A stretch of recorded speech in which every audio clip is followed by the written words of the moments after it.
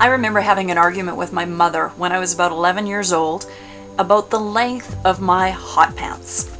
Hot pants were a popular clothing style in the 70s. They combined a pair of shorts with an overlying skirt. One day I bought a pair that was a groovy, psychedelic hot pink, a pattern something like this. Now the rule for me was that my shorts could be no more than 4 hand widths, so 16 fingers above the top of my kneecap. And I remember that it was really tough to find a pair of hot pants that would meet my parents' criteria. This particular pair of hot pants broke the rule. They were more than 4 hand widths above my knee, but I loved them. And I had a big fight with my mom over keeping and wearing them. I don't know how my parents came up with the 4 hand width rule. Some mums and dads in my church had stricter rules for length, and some were more lenient. But all of them had an opinion on just how hot their daughters' hot pants should be. They were concerned that we girls didn't send the wrong message with our clothing. My name is Mary Cassian. Welcome to the Girls Gone Wise video book blog. Today we'll be talking about the 7th point of contrast between a girl gone wild and a girl gone wise, and that's her appearance. The sage father tells his young son that one of the telltale marks of a wild thing is that she dresses as a prostitute. It's important to remember that the Proverbs 7 woman wasn't a prostitute. She was a young married woman, respectable woman who went to church. But like a prostitute, she displayed her wares to entice men. In the church, most discussions about clothing revolve around the need for modesty. Women are told that if they dress in a way that's overly sexual, they can tempt men to sin and may end up in sexual sin themselves.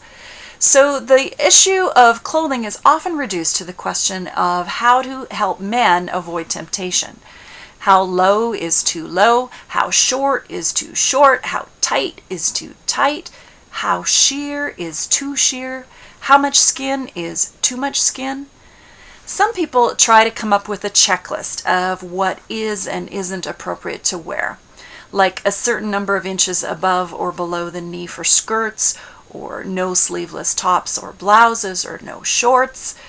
Others propose that the best solution is to dress outdated or ugly, so men won't be tempted. But it seems to me that curbing wrongful sexual activity isn't the main reason behind the Bible's teaching on dress. Now, don't get me wrong, it's an important consideration, but it's not the main one, and if you focus on it, you might miss the point. How we ought to dress relates to the reason why we wear clothing in the first place, which stems back to the fall when our human parents sinned and God covered them up to make them presentable. The book of Genesis demonstrates that our need for clothing is due to our sinful, fallen condition. Nakedness was natural and appropriate for Adam and Eve when they were pure and innocent, but when they sinned, they became painfully embarrassed by their nakedness. They recognized that in their own skin, they were no longer presentable. They needed to cover up in order to appear before a holy God. Their efforts to clothe themselves with leaves was a pitiful attempt to conceal and cover up the disgrace of their sin. The leaves were inadequate, so God did what Adam and Eve were unable to do. He covered them up. He made them presentable. He killed an animal and clothed them with its skin. By means of a bloody sacrifice, he clothed them and covered their sin and shame.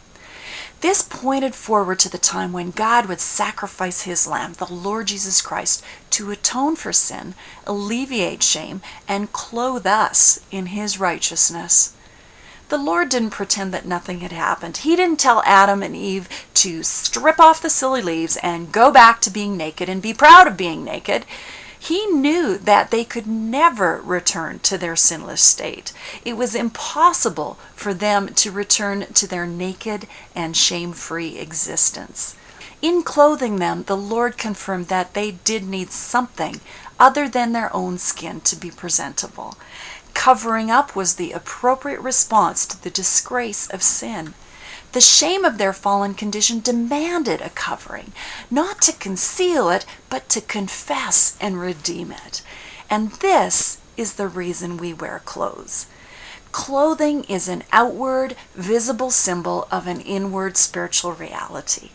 It bears witness to the fact that we've lost the glory and beauty of our original sin-free selves. It confesses that we need a covering, Christ's covering, to atone for our sin and alleviate our shame.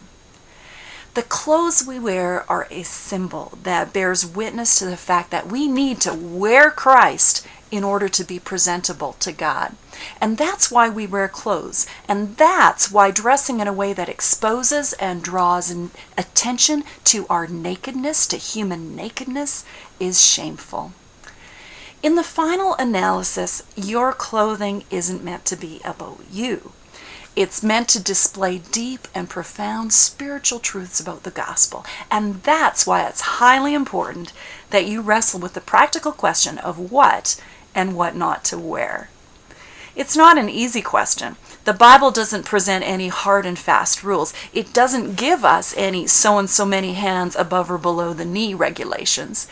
It does direct that women's clothing ought to be decent, becoming, and moderate. You can read more about that in the book. We need to ask the Lord for wisdom to figure out how to apply those principles in our culture. A girl gone wise presents herself in a different manner than a girl gone wild. Her appearance doesn't scream, "Look at me!" It doesn't hint and it doesn't advertise that she's proud of being naked, that she's proud of her nakedness or interested in sin. She doesn't dress as a prostitute, but in a way that's proper for women who profess godliness. Everything she wears, on the inside and on the outside, tells the story of the covering of Christ and bears witness to the spectacular beauty and glory of the gospel. What you wear isn't unimportant or inconsequential. It matters. The Bible teaches that it's an indicator as to whether you are a girl gone wild or a girl gone wise.